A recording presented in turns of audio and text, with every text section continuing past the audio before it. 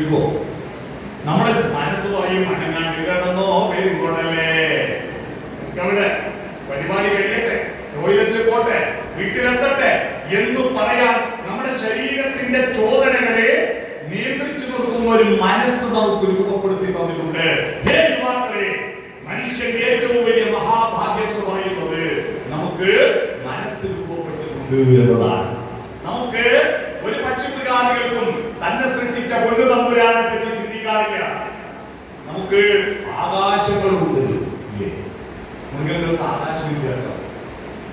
ആകാശം എന്ന സങ്കല്പം മൃഗങ്ങൾക്കില്ല. നമുക്ക് ആകാശമുണ്ട്, അനന്തതയുണ്ട്. അനന്തതയുണ്ട്. ആ അനന്തതയുള്ളത് കൊണ്ടാണ് ആകാശങ്ങളിലിരിക്കും ഞങ്ങളുടെ അനശ്വരനായ പിതാവേ, അവിടുത്തെ നാമം വാഴ്ത്തപ്പെടേണമേ, അവിടുത്തെ രാജ്യം വരേണമേ എന്ന് പാടാൻ കഴിയുന്നത് ആകാശങ്ങളുള്ളതുകൊണ്ടാണ്. ഒരു ലീഡർ, യുവാക്കളെ, നിങ്ങൾ ലീഡറാവുന്നത് ആകാശങ്ങളെ സ്വപ്നം കാണാനും ഭാവന കൊള്ളാനും കഴിയുമ്പോഴാണ്. ആകാശത്തേക്ക് പോകണം. പക്ഷെ ആധുനിക കാലഘട്ടത്തിൽ നമ്മുടെ യുവാക്കൾ നല്ല അറിവുള്ളവരാണ്, പക്ഷെ ആകാശങ്ങൾ നഷ്ടപ്പെടുന്നവരാണ്. മേലോട്ട് നോക്കുന്നവരല്ല. അവർ എഫ് എന്ന അക്ഷരത്തിന്റെ നേരത്തെ വളവില്ലേ?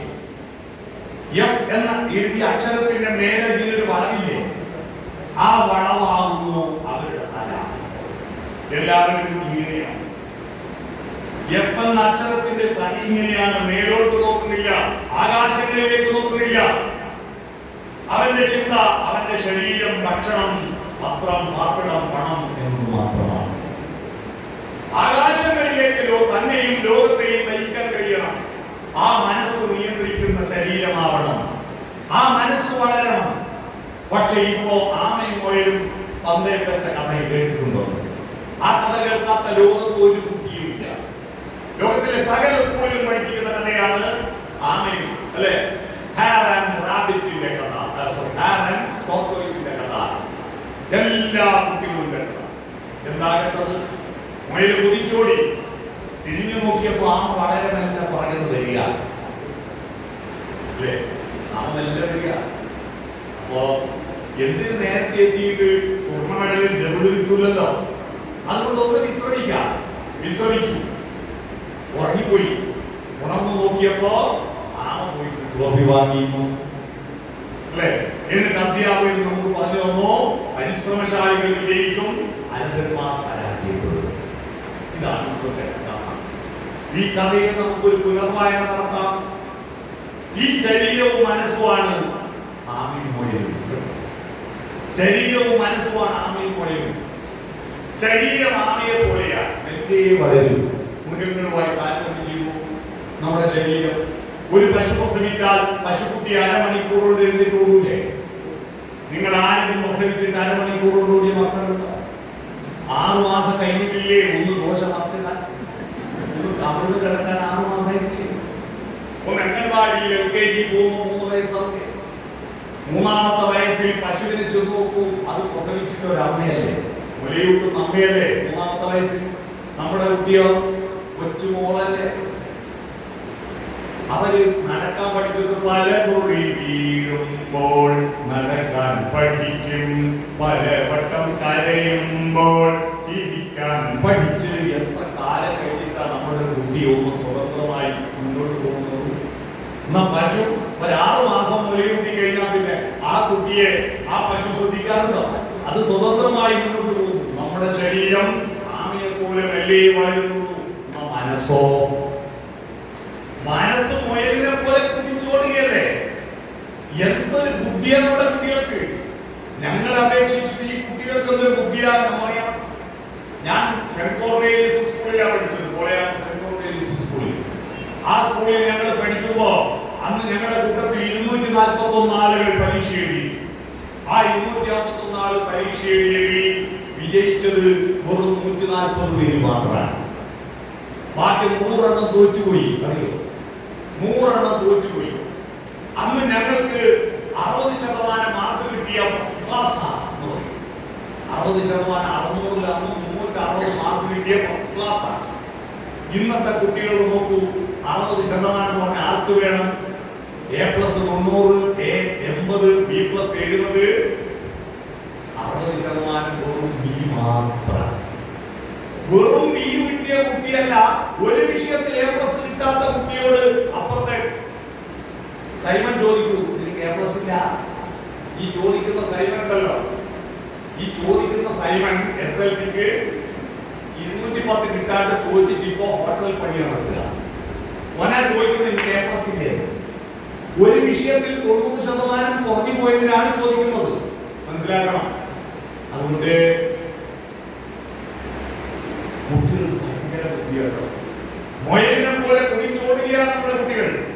മനസ്സ് മുയലിനെ പോലെ കുതിക്കുന്നു, ശരീരം ആവിയെ പോലെ മെല്ലെ വളരുന്നു. പക്ഷേ യൗവനം ആരംഭിക്കുന്നു. ഈ മുയല്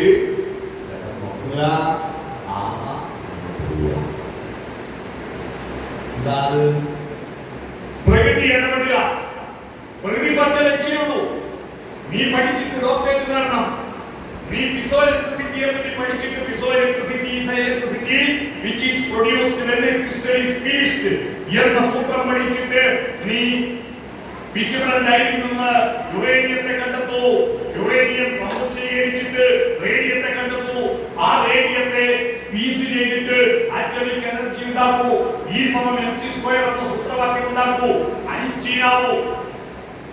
നീ മേഡം ക്യൂരിയാവൂ, പിഎഡി ക്യൂരിയാവൂ എന്നൊന്നും പ്രകൃതിക്ക് ലക്ഷ്യമില്ല.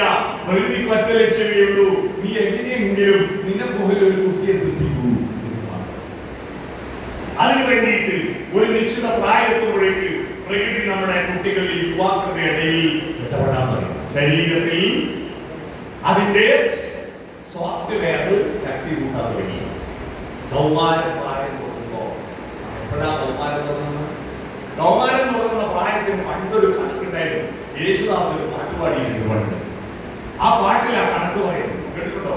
200 പൗർണമി ചന്ദ്രികകൾ, 200 പൊന്നരയങ്ങൾ, കുളിരുമായി നിന്റെ കൗമാരത്തിന്റെ കിളിവാതിൽ ഇരുകിലെ തുറന്നു നോക്കി. 200 പൗർണമി ഈ പാട്ട് കേട്ടിട്ടുണ്ടോ ആരെങ്കിലും? 200 കണക്കറിയാവോ? എന്താ 200 പൂർണ്ണയന്ത്രന്മാരെ കണ്ടാൽ?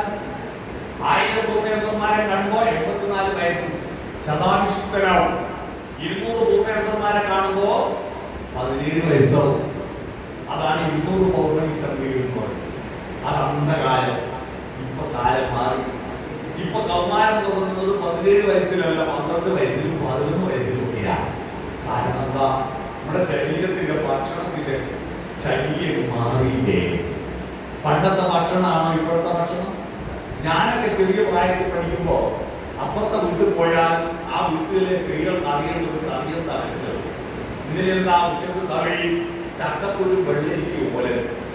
രാത്രി എന്താ കറി വെച്ച്? വെള്ളരിക്കും ചക്കക്കുരു പോലെ. ഒരേ കറിയായിരിക്കും, തിരിച്ചു മറിച്ചു പറയും. ഇന്നോ എന്തെല്ലാം ഭക്ഷണം അല്ലേ? ഭക്ഷണത്തിന്റെ ഒരു വൈവിധ്യങ്ങളല്ലേ ഇപ്പോഴോ? എത്രയാ എണ്ണ ഉപയോഗിക്കുന്നത്, എത്രയാണ് ഇറച്ചി, എത്രയാ മീൻ. നമുക്കെല്ലാം ആയിരക്കണക്കിന് പേരുണ്ട് നമുക്ക്. പക്ഷെ മരിച്ച ഒരു പേരേ ഉള്ളത് ശവം. ശവം. കോഴി മരിക്കുന്നവര് ഒരു പേരേ ഉള്ളൂ, കോഴി. മരിച്ചാൽ പേരാ. Chicken kebab, chicken kadai, pepper chicken, chicken chicken chicken chicken chicken മറന്നടിച്ചത്, ഇതൊക്കെ കഴിച്ചിട്ട് ഈ ശരീരത്തിലെ കൊഴുപ്പ് കൂടി ഹോർമോൺ കൂടുക. ആ ഹോർമോൺ കൂടുമ്പോ ആ ഹോർമോണിനെ പുറത്തേക്ക് കളയാൻ വേണ്ടിയിട്ടാണ് ജീവന്യാസോസ്തേവനെ ആരാധിക്കാൻ വേണ്ടിയിട്ട് ഗ്രീക്ക് മൈതാനത്ത് നാട്ടിലുള്ള സകലമായ മനുഷ്യർക്കും കൂത്താടാൻ അവിടുത്തെ ഭരണാധികാരികളുടെ അവസരം ഒരുക്കിയായിരുന്നു. ആ അവസരത്തിലാണ് ഒരുത്തൻ വീഞ്ഞടിച്ച് മത്ത് കയറിയിട്ട് വിളക്ക് കാലുകളിലേക്ക് വലിഞ്ഞു കയറിയത്. അവനോട് പലതും വിളിച്ചു പറഞ്ഞു. പലരും പറയുന്നതിനെല്ലാം അവൻ ഉരുളക്കുപ്പേരി പോലെ മറുപടി പറഞ്ഞു. അത് കേട്ടിട്ട് ആ മൈതാനത്തുള്ളവരെല്ലാം ആർത്തട്ടകത്തിച്ച് ചിരിച്ചു. അതൊരു മഹാസംഭവമായി. അടുത്ത ഉത്സവത്തിന് വിളക്കുകാരുമൊക്കെ എണ്ണം കൂടി വന്നു. അങ്ങനെ പലരും വിളക്കുകാരുമൊക്കെ വീണ് മരിക്കുന്ന ഒരവസ്ഥ വന്നു. അതിന് പകരം കെട്ടി സ്റ്റേജ് കെട്ടി കൊടുത്തു രാജാവ്. അതിന്റെ മേലെ കയറിയാൽ മതി. എന്നിട്ട് താഴെ ചോദ്യം ചോദിക്കുക, നേരെ ഉത്തരം പറയുക. ആ നേരെ ഉത്തരം പറയാനും കയറുന്ന ഒരാൾക്ക് പകരം രണ്ടാൾ കയറി വർത്തമാനം പറയാൻ തുടങ്ങി. അങ്ങനെ നാടകകലയുണ്ടായത്.